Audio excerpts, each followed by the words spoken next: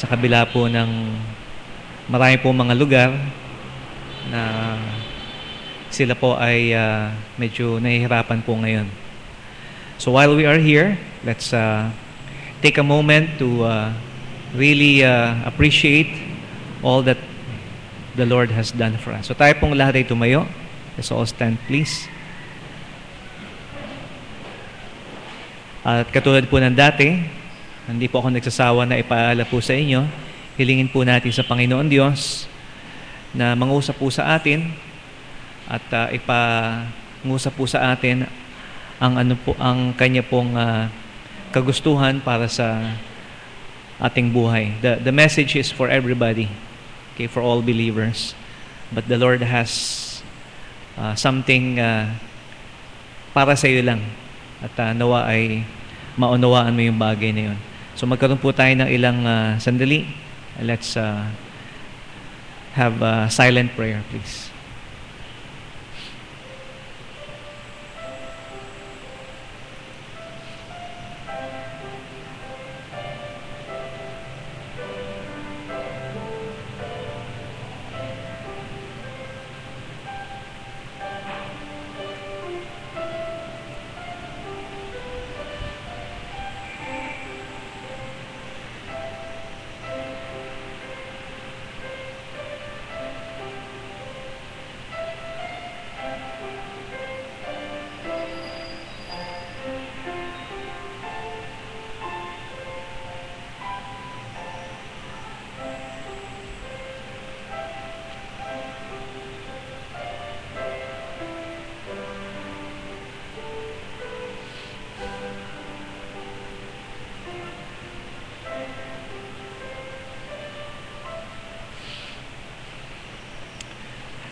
While we are standing, please turn your Bibles to Psalm 8.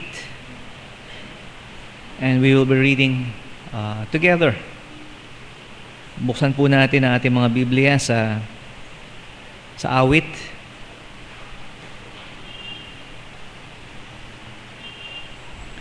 Sa ikawalo pong awit, Psalm 8. This has only 9 verses. So let's read this together. Sabay-sabay po nating basahin. At kung kayo po ay merong Biblia, English, using the King James Bible, so please read along. Psalm 8, verse 1 to 9. So ito po ay nagsisimula, O Lord, our Lord. Okay, ready? Psalm 8. Ready, begin. O Lord, our Lord, how excellent is thy name in all the earth, who has set thy glory above the heavens. Out of the mouth of babes and sucklings hast thou ordained strength, because of thine enemies, that thou mightest still the enemy and the avenger. When I consider the heavens, the work of thy fingers, the moon and the stars which thou hast ordained, what is man that thou art mindful of him, or the son of man which thou visitest him? For thou hast made him a little lower than the angels, and hast crowned him with glory and honor.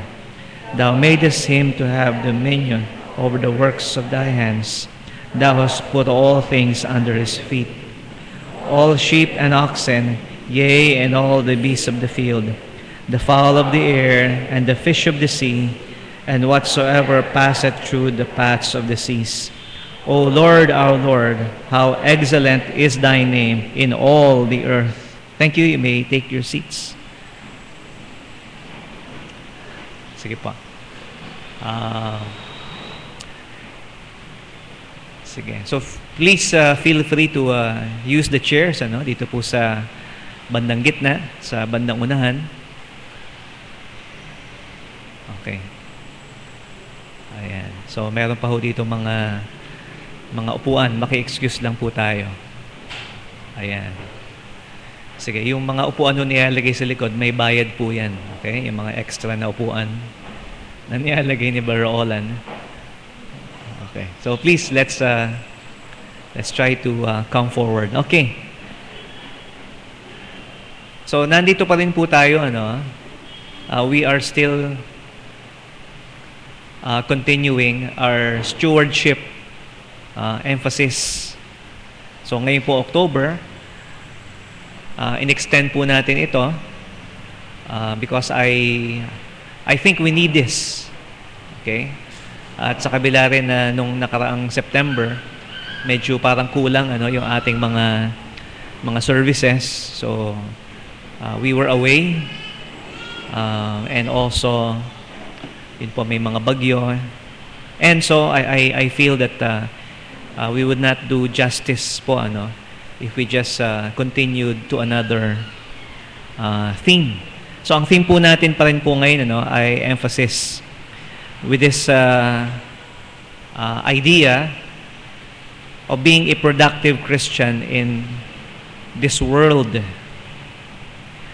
At sa binasa po natin sa Psalm 8, yung pong verse number 5 or 6 to 9 are the verses which concerns yung pagtatalaga po ng Diyos sa tao bilang katiwala ng lahat ng mga bagay na Kanya pong nilikha dito sa mundong ito. And of course, we see that in Genesis, but it is repeated here, Thou madest him to have dominion over the works of thy hands. Thou hast put all things under his feet. So, binanggit po ang ilan, like, livestock, sheep and oxen, mga wild animals, the birds of the air, and the fish, in the sea. Pero of course, hindi lang po yan. Kundi, ang buong mundo po, ang nature, is supposed to be ruled, and dominated by men. Unfortunately, nakikita po natin sa nangyayari po sa panahong ito, talagang ang kalikasan po ang hindi umaayon sa ating pong kagustuhan dahil inabuso rin naman ng mga tao ng matagal na panahon ang kalikasan and did not see God's mandate and purpose for putting man in charge of creation. So meron pong trabaho, meron pong gawain. There's a job that God gave to man. Okay? And what is that most important job or work as a steward? So kung tayo po yung maging productive sa mundong ito, dapat isipin po natin, ano ba yung bagay na pinakamahalaga na dapat po natin gawin para sa Panginoon? At yun po yung makikita natin, simula po verse 1 to 5, it is this, to know God and to worship Him. Okay? Makilalanin ang Diyos, makilala ang Diyos, at siya po ay sambahin. Wala na pong ihigit na gawain. Marami tayong gawain na dapat gawin at pwedeng gawin. Pero ang pinakamahalaga, the most important work, our priority, is that of worship. To know God and to worship God.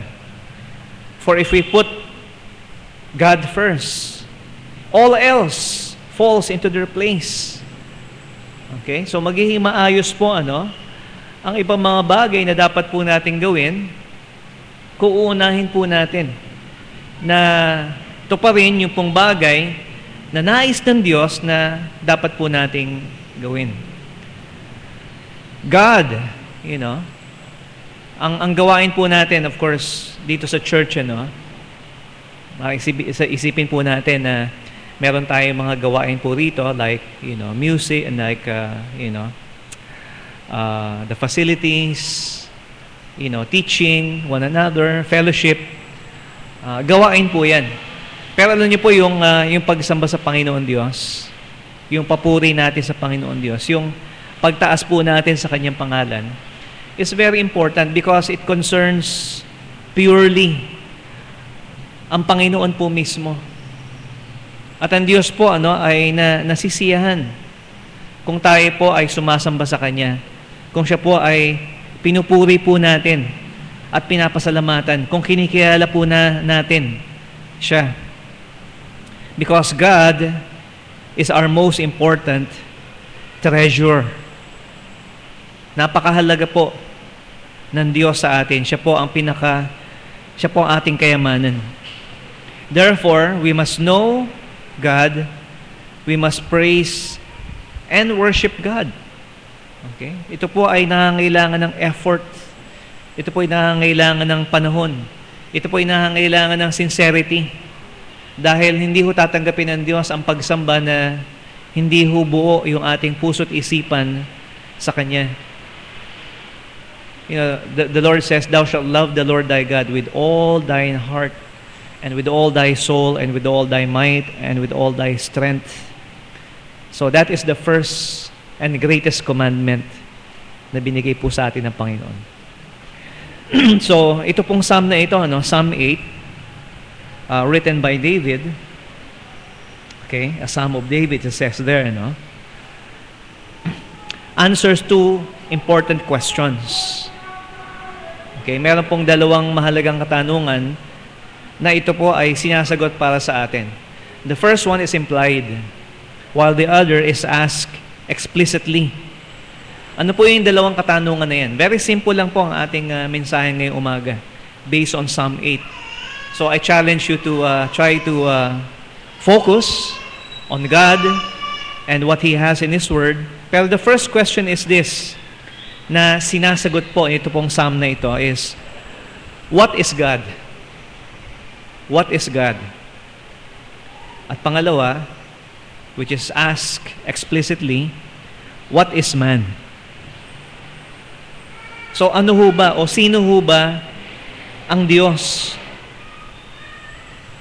Sinasabi po dito, O Lord, our Lord, how excellent is Thy name in all the earth. So nagsimula po siya dyan, O Lord, our Lord.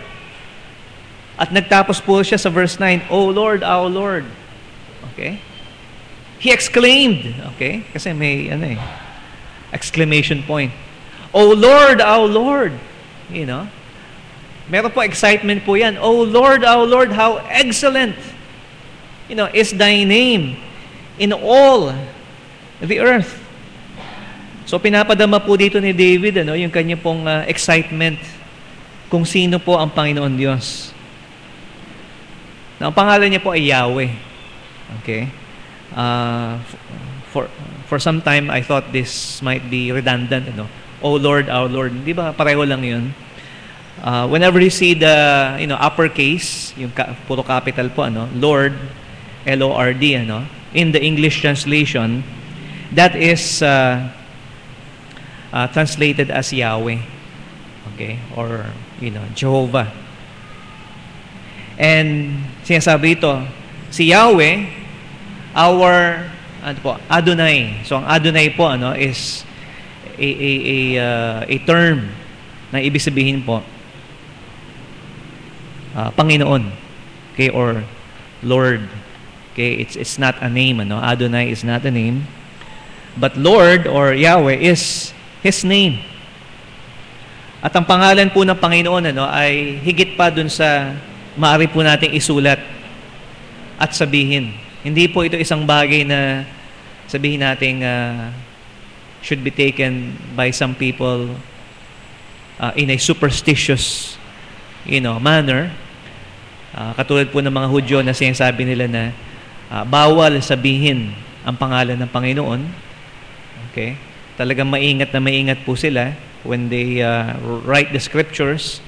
Bago na isulat yung Jehovah or Yahweh, they don't pronounce it. Okay? They use some other things. I think Adonai, Pero when they write it down, they wash their hands, iba naliligo pa, and then they write, Jehovah or Yahweh. And you can imagine, yung care na binigay po nila doon sa pangalan itself. But the name itself is not that matters, but it's the person. So it's the person of Yahweh. Because sinasabi ito, how excellent is thy name. Okay? Hindi po yung pangalan o yung letra. But it is His person. Who He is. And so makikita po natin, His person, sinasabi po rito, okay, His name is excellent in all the earth. So ito po, mga minamahal, ay talagang, okay, pag nakakuha ka ng excellent sa sa card mo, so wala nang mas mataas doon. Okay, meron pa bang mas mataas sa meron, very good, saka good, saka ano pa ba susunod doon? Satisfactory. At yung pinakadulo syempre noon yung F. But sabi dito, His name is excellent. Okay? Wala na tayo pwede pang idagdag para sabihin natin to improve this. God's person is seen in His work, and He is excellent in all the earth that He has created. Not only that, sinasabi ito, thou who has set thy glory above the heavens. So hindi lang po sa earth. Okay? But it is above the heavens. So yung heavens po na sinasabi po rito, includes the firmament, yung nakikita po natin dyan, na lumilipad yung mga ibon. And then you have, outer space, kung saan po yung mga moon and stars, galaxies. And then you have heaven, where the angels are. Okay? Pero sinasabi ito, thou has, okay, who has set thy glory above the heavens. So mas dakila pa po, ang Diyos. Okay, sa lahat ng kanya nilikha, over all His creation. Ito po ang Diyos na dapat po nating sambahin. He is excellent in all the earth, and His glory is above the heavens. Ibig sabihin po nito, mga minamahal, God really has no comparison. Okay? Kasi ang Diyos po, He alone is God. Nag-iisa lamang po siya. Hindi natin pwedeng ikumpara ang Diyos to the sense na sabihin po natin na merong pwedeng maka-equal o makapantay po sa Kanya. Kaya nga po, mahigpit na pinagbabawal ng banal na kasulatan, yung tayo po'y gagawa ng mga Diyos-Diyosan that represents God, because God cannot be made equal. Sabi nga po niya sa Isaiah, to whom will He liken me and make me equal? There is no other God. Okay? Wala na hong ibang Diyos. God is His own, class. At in that class, there's nobody else. Okay? He's alone there. However, tayo po mga creatures, meron tayong mga classification. Okay? Iba't ibang mga uri ng nilikha.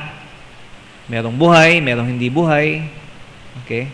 Pero masasabi po natin, ang Diyos po natin, although He shares some attributes with His creatures, pero He alone is God. Okay? Marami po mga Diyos-Diyosan. Kaya nga Diyos-Diyosan po ang tawag doon ang sinasamba ang mga tao. Okay? Millions even. Some of them are non-entity. Some of them are just evil spirits. Okay? Bagamat sila man po ay merong mga kapangyarihan, pero ang lahat po ng kapangyarihan ay galing sa Diyos. He alone is our God.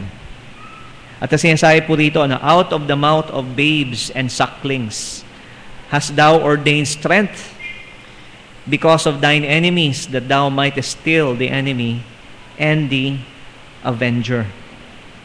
Okay? Out of the mouth of babes. and sucklings. Of course, ang unang-unang pumapasok sa isipan natin dito, babes and sucklings. Mga baby na bagong panganak, yun nga po, hindi pa marunong lumakad. And of course, as they are, they are really God's, creation. And they are really very special. And they praise the Lord, in their own way.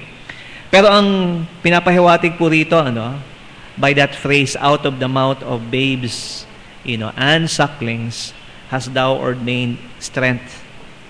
Kasi nung panahon po ng ating Panginoong Hesus ay nandito sa mundo at siya ay pumasok sa Jerusalem and the people were shouting praise to Him,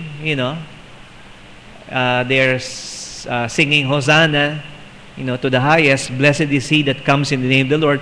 Sabi ng mga religious leaders, sawayin mo sila, yung mga tao. Kasi pinupuri ka nila. Diba? Ano ba naman alam niya ng mga tao? Wala namang alam yan. Okay? Kaya sabi ng Panginoon, hindi niya ba nabasa? Psalm 8. Okay. Out of the mouth of babes and sucklings hast thou perfected praise. Okay?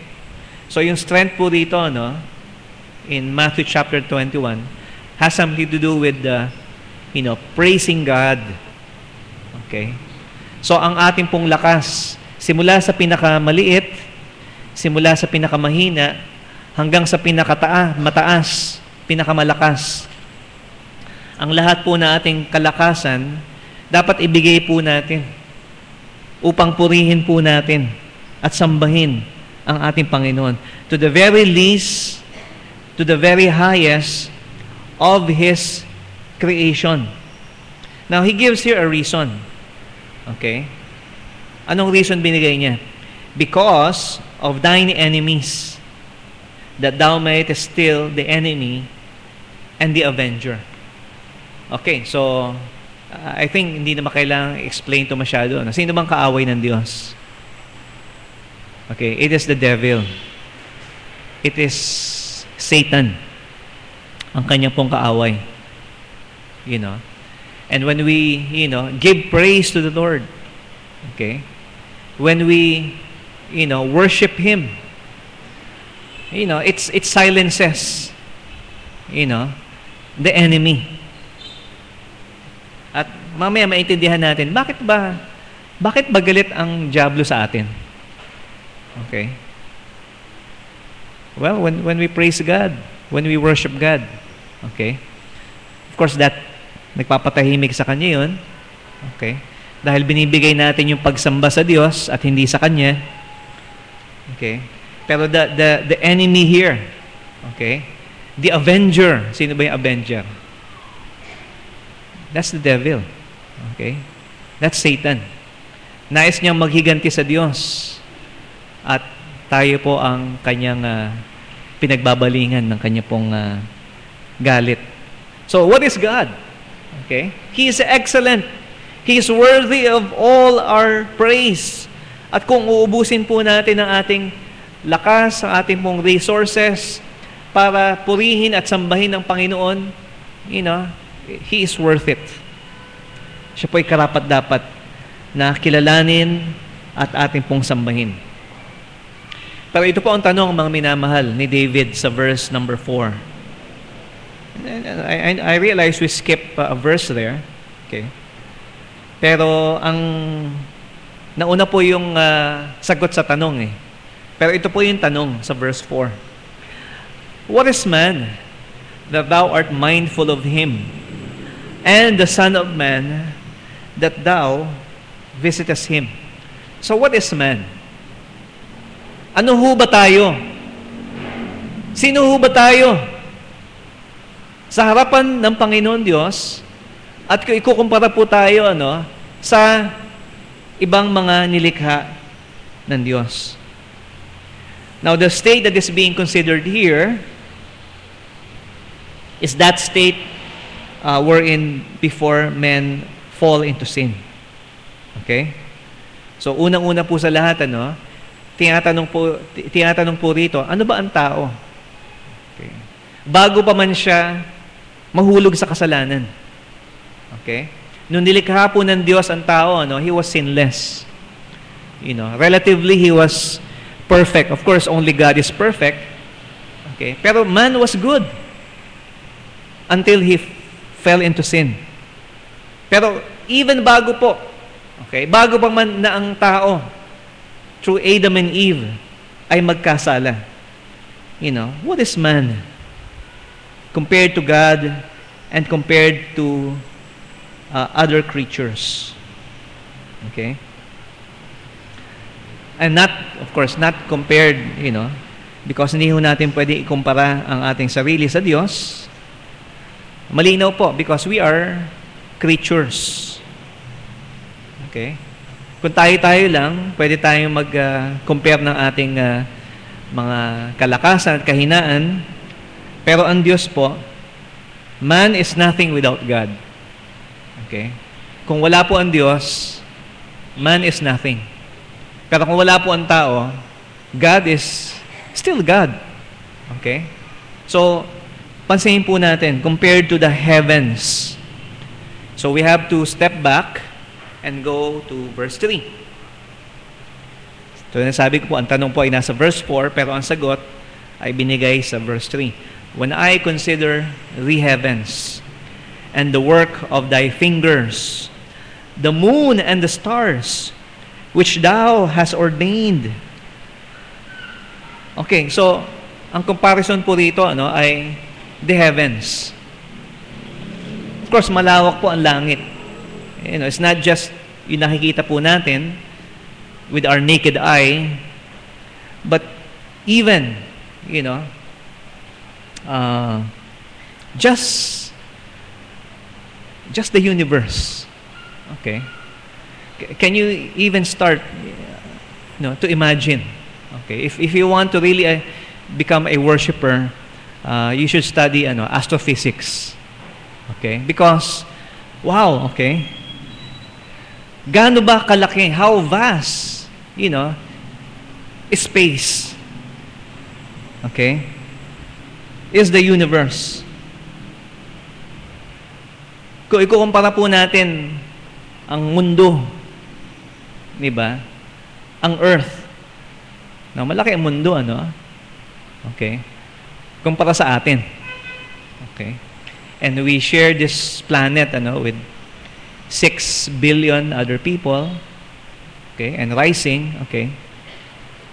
So, ganun po tayo kaliit kumpara sa mundo. Pero yung mundo po natin, kung titingnan po natin sa solar system, okay, mani lang tayo, okay, kumpara sa Jupiter, okay.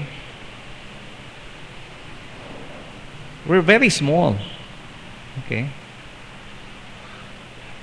And, ang pinakamalapit pong star sa atin po, ang pangalan po ay Epsilon.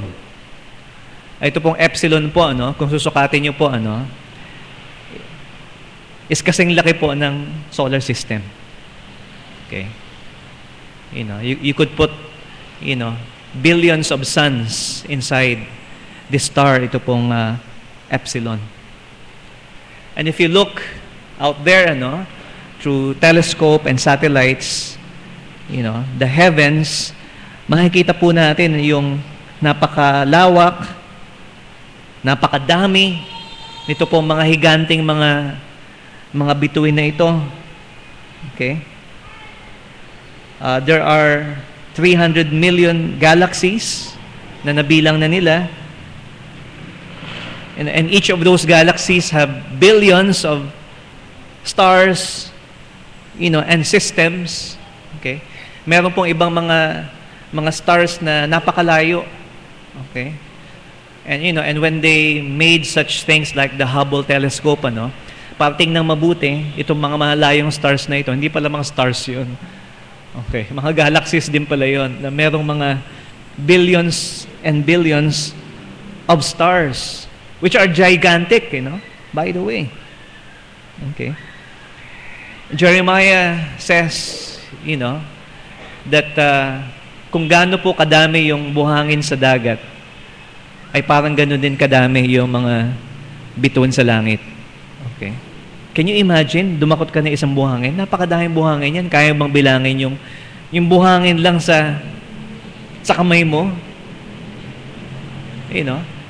And then sabi ng Panginoon, all the sand that is in the sea. As yung sabi doon, mas marami pa yung mga bituin sa langit kaysa doon sa dagat. Wow. Okay. It's, it's beyond our ability to count. And even modern science is even saying now, okay, they're not talking about universe. They're talking about multiverse. Iniisip nila, parang hindi lang isa ang universe, marami ang mga universe.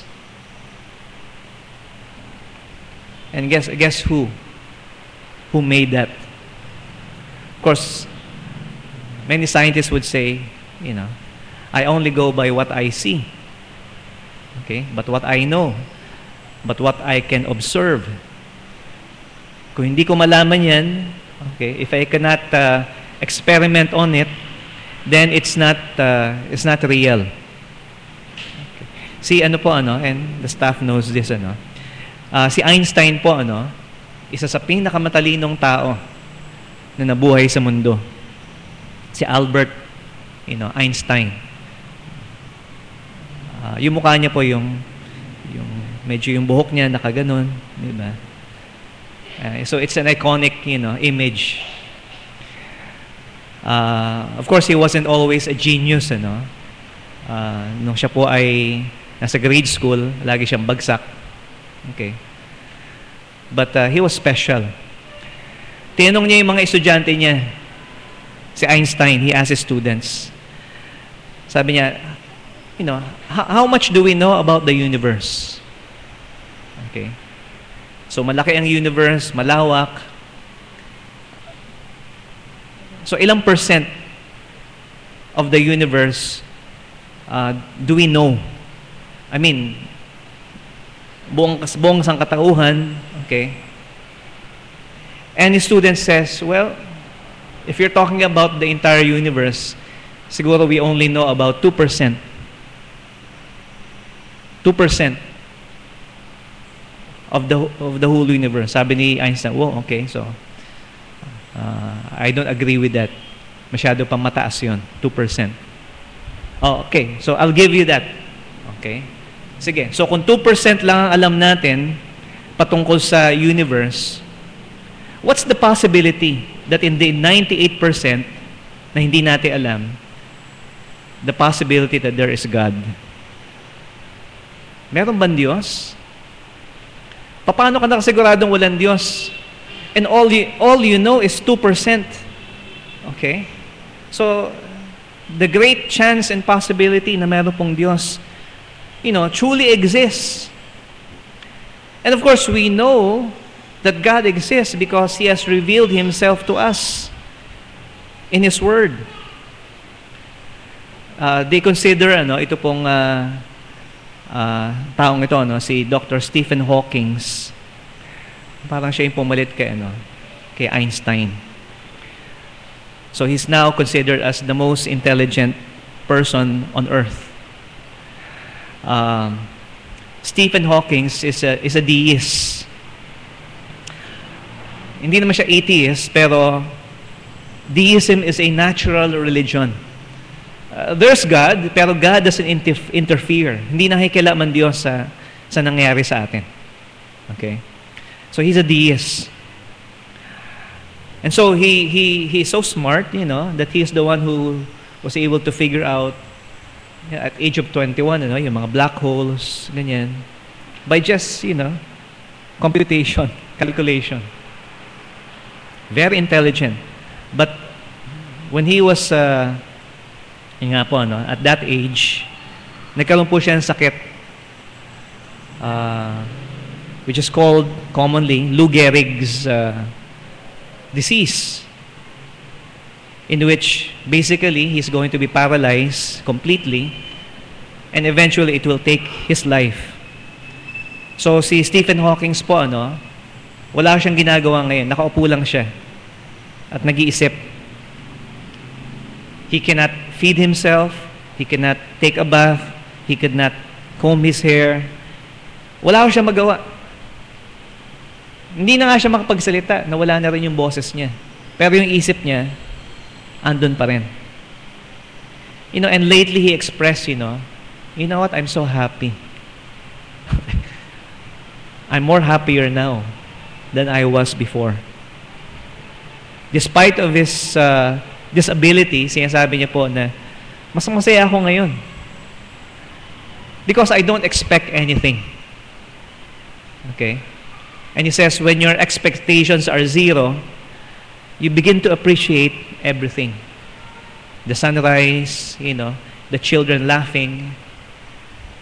And so, by saying na he is more content, right now in his life.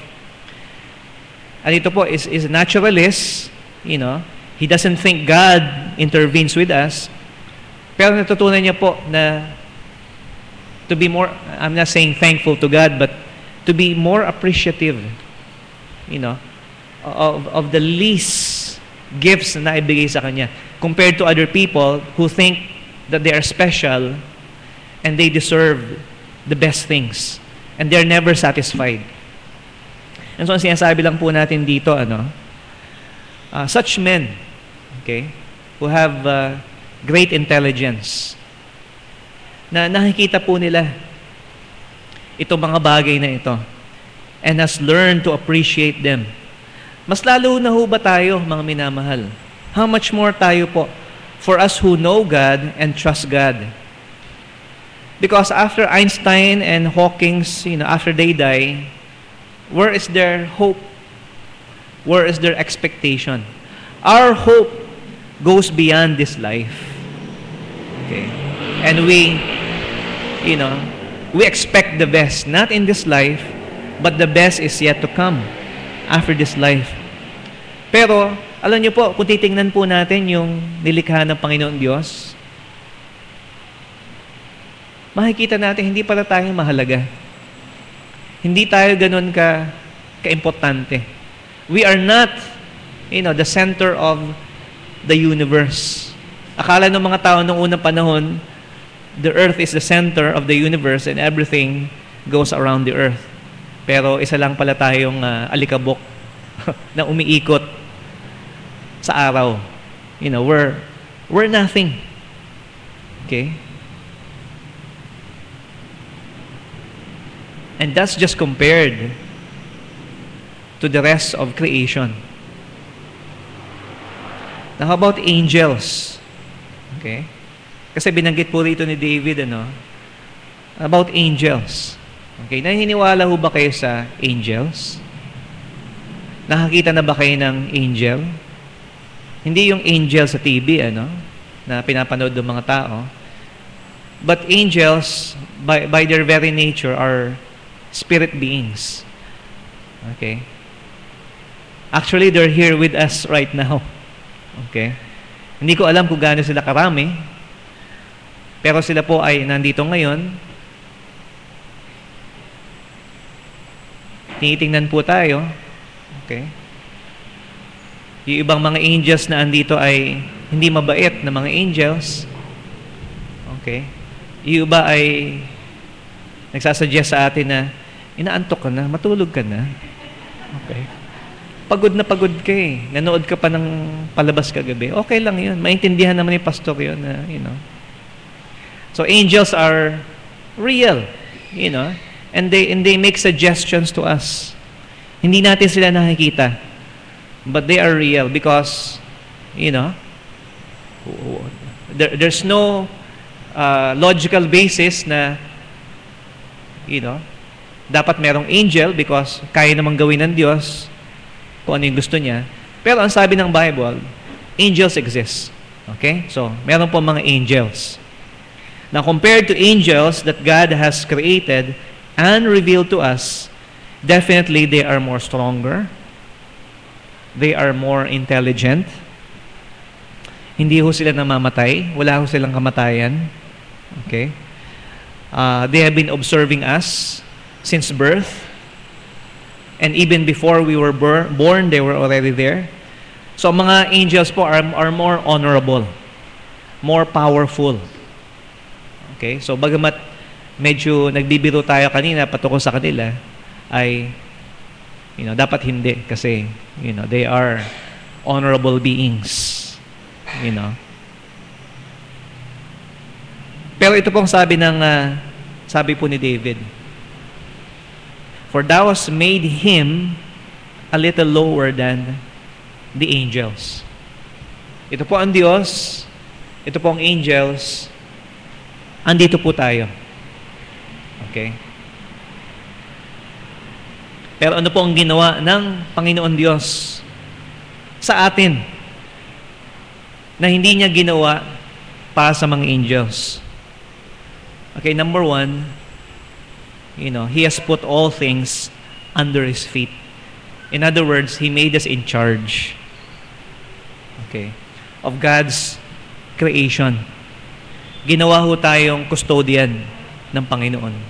Tayo ang ginawang katiwala. Tayo pong ginawang steward ng Panginoon sa lahat ng nilikha ng Panginoon Diyos. Okay, mas matalino ba sila sa atin? Yes. Mas qualified ba sila? Siyempre. Pero ang ginawa ng Panginoon Diyos, tayo ang nilagay na in charge. God has promoted us. He passed over the angels. At ang nangyari po dyan, may mga ibang mga angels, nagtampo. Bakit ganun? Bakit promote yan? Mababa nga sa atin yan eh. At si Satanas na nag-aambisyon na, maging mataas pa yung kanyang posisyon, sabi niya, hindi pwede yan. Pinopromote mo yan, tapos, so tingnan natin. Okay? Let's see. Okay? Kung anong gagawin natin dito sa mga taong ito. Papatunayan natin na hindi sila karapat-dapat. And so, came the fall of man by the temptation of Satan and his angels. Kaya nga sabi sa kanya rito, that thou mightest, silence or still the enemy and the avenger. Okay? Gusto nilang magigante sa kanilang sa boss, okay, sa Panginoon, for putting us in a more position of honor. That's the thing that God did for us na hindi niya ginawa para sa mga angels. Pangalawa po, pagkatapos po magkasala ang tao, okay, tinukso po ng dyablo ang tao, at tayo po ay naging makasalanan, katulad ng marami sa kanila na naging mga makasalanan. Ito po ang ginawa ng Diyos para sa atin. He was mindful of us. And, sabi po ito, visited us. What is man that thou art mindful of him? And the Son of Man that thou visitest him? You see, God was mindful of us and visited us, okay, when He provided redemption for man. Nung ang Diyos ay nagbigay ng katubusan sa tao para sa kanyang mga kasalanan, which He did not do for angels. Dahil katulad nila, nagkasala rin tayo. Pero ang pagkakaiba po, ito ang ginawa ng Diyos sa atin. Ang Diyos po ay nag-provide sa atin ng katubusan at kabayaran para sa ating mga kasalanan. Kasi meron po tayong isang bagay, bakit ganun? Bakit nga ba? Okay. Ba't nga ba hindi niligtas ng Diyos ang mga angels? Ba't hindi sila binigyan ng, second chance? Bakit meron tayong second chance? Minsan, third chance pa nga at maraming chance. Bakit hindi nag-give up ang Diyos sa atin nung nagkasala tayo. Samantalang ang mga anghel, minsan lang nagkasala. Forever. Separated from God. While us, okay, tayo po ay, lubhang makasalanan, ngunit tayo po ay binigyan ng pagkakataon na tubusin ng Diyos. Kasi po, meron tayong isang bagay na wala po yung mga angels. Ano ho kaya yon? We were made in the image and likeness of God. God made us in His own image and likeness. That's why God, was able to redeem us. Tayo po, kasi ang mga anghel, spirito lang. Tayo po ay body, soul, and spirit. Okay?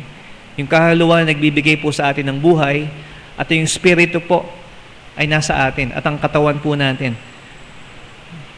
We are, our nature is 3-in-1. The same with God. Okay? God is one being, but He exists, in 3 persons. So, kaya po tayo niligtas ng Diyos, okay? Dahil tayo po inilikha niya in His own image and likeness. Pero kagustuhan pa rin po ng Diyos yan. That doesn't make us worthy of Him, but that is God's sovereign grace that He gave to us. And so, mga minamahal, so makikita po natin, diba? Kung ikukumpara po, mga minamahal, what is man compared to creation, compared to the heavens, compared to the angels, mababa ho tayo. We're not worth it. At tayo po ay itinaas ng Panginoon Diyos. That's before creation. Okay? Before the fall of man. Bago po man tayo magkasala, inangat po tayo ng Diyos. At pagkatapos po tayo magkasala, tayo po'y binisita ng Panginoon. That thou visitest Him. Noong ang ating Panginoong Hesus po ay nagkatawan tao. He visited us. He became like us so that He might provide redemption for our sins.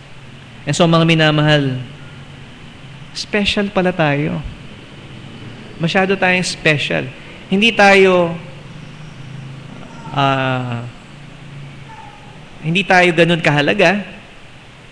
Pero dahil sabi ng Diyos, I'm going to make you important. Okay? Because you are made in my image and likeness, and dahil binili ko kayo, tinubos ko kayo sa inyong mga kasalanan, and that makes us special in the eyes of God. And so that even angels, in heaven, are observing and watching. Okay? Alam nila patungkol sa kaligtasan, pero hindi nila maintindihan ang kaligtasan. Okay? Napakasimple po ng kaligtasan na maintindihan. Pero mga anghel po, they're interested about redemption. And they cannot comprehend it. Why? Because redemption was not for them. Hindi ho maranasan ng mga anghel na meron pong mamatay para sa kanilang sa kanilang kasalanan. Katulad po natin. And so kaya nga po binigay ko po sa inyo itong larawang ito ngayong umaga, kung sino ang Diyos at kung ano po tayo kumpara sa mga mahalagang bagay ito, so that we, okay, who are unworthy of His calling and redemption might be moved to know God and to worship Him. So kaya nga po, anumang bagay na gagawin po natin, mga minamahal, worship is very important. Our priority, because of who God is and what He has done for us. Hindi mahalaga kung sino po tayo.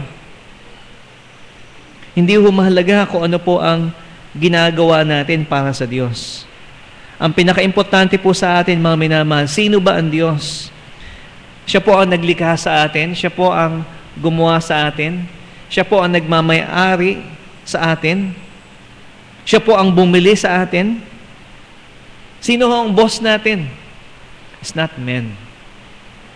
Isang malaking pagkakamali na sabihin mo, ang boss ko ay tao. Kasi ang tao po ay nagbabago. Ang tao po ay madaling utuin. Okay? But God, He is our Adonai. He is our Lord. And He changes not. So, napakalaki pong kamangmangan na sabihin mo na, Pastor, alam ko na yan, lahat na sinabi mo. Alam ko na naman lahat yan Okay. Isa pong malaking kamangmangan para sa isang tao na sabihin niya, nakilala niya at alam niya ang Diyos, pero ayaw niya sumamba sa Kanya. Who will refuse to bow down and worship Him. And one of the expressions that we do, kasi kung napahalaga po ng worship para sa atin, bilang mga katiwalaan ng Diyos, then, how do we express this worship? Okay? In many ways, of course. But primarily, in a corporate way, okay, through the church, as the body of Christ, one of our priorities should be to worship God. Together. So kaya nga po mga minamahal, ano man ang gagawin po natin, huwag mong gagawin ng araw kung saan ikaw ay dapat sumasamba sa Panginoon Diyos. Because God has set this rule or this principle, in the Sabbath. Okay? Na 6 na araw kang magtatrabaho, pero ibigay mo ang isang araw sa Panginoon Diyos para saan? Para magpahinga at para sambahin siya. Palagi ko, wala tayong problema doon sa pahinga. Okay? Gusto natin yun.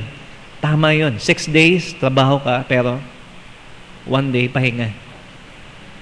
Ipahinga mo yung katawan mo, pero yung spirito po natin, yung ating pong kahuluwa, ay bibigay po natin sa Panginoon. All the days. Okay? 1 day is for rest and worship. Tayo po mga manampalataya kay Kristo Jesus, sumasamba po tayo sa Kanya on the first day of the week. Pero it doesn't matter. Okay? Mahalaga po yun dahil sinisimulan po natin at kinikilala po natin na ang unang araw ay sa Panginoon, pero kung tutuusin, lahat po yan sa Panginoon. Inuna lang natin siya. Diba? So kaya nagtataka tayo, bakit ang linggo ay weekend? Parang hindi dapat weekend yun, dapat yun ay first day of the week. So, kaya nga sa mga kalendaryo, minsan ba't ang linggo andito? Kaya minsan nagkakamali akong ng pagsulat ng date. So, mali ang kalendaryo. Dapat ang Sunday, it's the first day of the week. So as stewards, okay, meron po tayong gawain para sa Panginoon. At ang pangunahin po, mga minamahal, ay yung pagsamba po natin sa Kanya. Not forsaking the assembling of ourselves as the manner of some is, but exhorting one another. And so, bahagi rin po natin ng ating pagsamba, mga minamahal, sinasamba po natin ng Panginoon, hindi lamang sa pamamagitan ng ating presensya, hindi lamang sa pamamagitan ng ating salita, but as stewards, tiyutupad din po natin, that we sacrifice to Him and we give an offering to Him. And of course, ang mahalaga po rito, yung prinsipyo. Okay? Kung ayaw nyo mag-tithes, bahala kayo. Okay? Because it's not something, that kung wala ang puso mo doon, then it becomes a requirement. So, God will not bless it. Okay? Pero sinasabi lang po natin dito, meron pong prinsipyo na binigay po sa atin ng Panginoon. And instead of just doing the letter of the law, ginagawa mo lang pero hindi mo naiintindihan, intindihin mo, bakit kaya ito ang ginawa ng Panginoon? Well, God gave this principle so that maintindihan po natin, sa pamamagitan po ng ating pagsamba po sa Kanya, through our giving, through our tithes, pinapakita po natin that everything belongs to Him. Because 10%, the number 10, okay? The number 10 signifies totality or completeness. It's like the law of God, 10 commandments. Ibig sabihin, kompleto na yan. Wala ka na pwede idagdag dyan. Sa 10 yan. At ganoon din po, mga minamahal, if we follow this principle, pinapahiwatig po natin mga minamahal, hindi lang ito ang sa Panginoon. Kung tutuusin, lahat yan ay para sa Kanya at galing sa Kanya. And so mga minamahal, tingnan po natin na mahalaga na tayo po bilang mga katiwala ng Panginoon Diyos, alam natin kung ano ang mahalaga sa atin. Our priorities.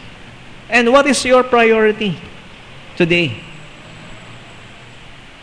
So, hindi ba natin tinitingnan, mga minamahal, na kung meron po tayong isang bagay na pinapahalagahan, kung meron tayong isang object o kayamanan, hindi ba ito po ay ating iniingatan? Ito ay ating binibigyan ng panahon? Panayang punas natin dyan. Okay? Kasi iniisip natin, mahalaga ito. Sino ba ang Diyos sa atin? Anong pansin? Okay? Ang binibigay po natin sa Panginoon Diyos. Hindi po sapat, mga minamahal, na pagkatapos po nating malaman ng mga bagay, sabihin po natin, sige, nagawa ko na yung aking religious duty. Okay? Sobra pa nga dahil lumampas si pastor ng 5 minutes. Okay? So, may utang pa sa akin ng Diyos. Okay? Kasi, masyado mahaba Pwede ba yon? Pwede ba ang Diyos ay magkaroon ng utang sa atin? Hindi po, mga minamahal. Hindi natin kayang tumbasan o bayaran ang ginawa ng Diyos para sa atin. Kahit walang ginawa para sa atin ng Diyos, kilalanin natin kung ano po siya at kung sino po siya. That's enough. Okay? It's a privilege for us, to be here and to be part of this event that we worship God together. And so that's our purpose. And we are not going to be as productive as we should be, unless unahin po natin yung pinaka-mahalaga. Hindi naman ito yung pinaka-mahirap. Okay? Actually, this is even enjoyable for us. Pero ito po, mga minamahal, ang dahilan kung bakit ka nilikha at kung bakit tayo tinubos ng Panginoon Diyos. We are made to worship. And if you do not worship God, then I'm sure you still worship. Hindi ko nga lang alam kung sino. Maaring yung boss mo, maaring yung trabaho mo, maaring yung bahay mo, maaring yung washing machine. Okay? Kasi linggo, dapat maglaba. Lalo na ngayon, umulan pa, Meron pa bang mas mahalaga, mga alam nyo, what are those things compared to God? They're not important. Sige po. Let's pray. Our Father, maraming pong salamat sa iyo sa paalala mo, Panginoon, sa amin. Kasi po, Panginoon, bagamat kami po ay malamang po, Panginoon, ang mga tao po na kailangan makaunawa nito ay marahil wala po rito. Pero kadalasan po, Panginoon, kahit kami po ay nandito, Panginoon, ang aming puso at isipan po, Panginoon, ay hindi namin kasama po, Panginoon. At hindi ho namin na ibibigay yung karapat-dapat na pagkilala at pagsamba sa iyo. Dalayan ko, Panginoon, sa iyo na tulungan mo kami, O Diyos, na iayos po, Panginoon, ang aming buhay. Kung paano po, Panginoon, na kami po ay magbibigay ng pangunahing pagpapahalaga sa iyo.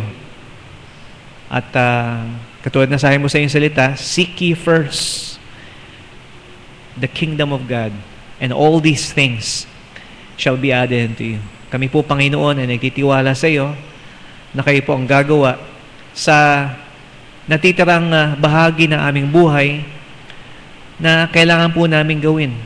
Sa aming po mga trabaho, sa aming po mga hanap buhay, sa aming po mga pinag-aaralan, sa mga bagay po, Panginoon, even, the things that we have to do for our families, even, Lord, recreation has a part in our life. But we recognize, Father, that the Lord is always first. And so, maraming pong salamat sa iyo, Panginoon, at dalahin ko na ibigay mo, Panginoon, sa amin ang bagay na ito. Sa iyo po namin binabalik ang lahat ng kapurihan at pasalamat sa pangalan ng aming Panginoong Hesus. Amen.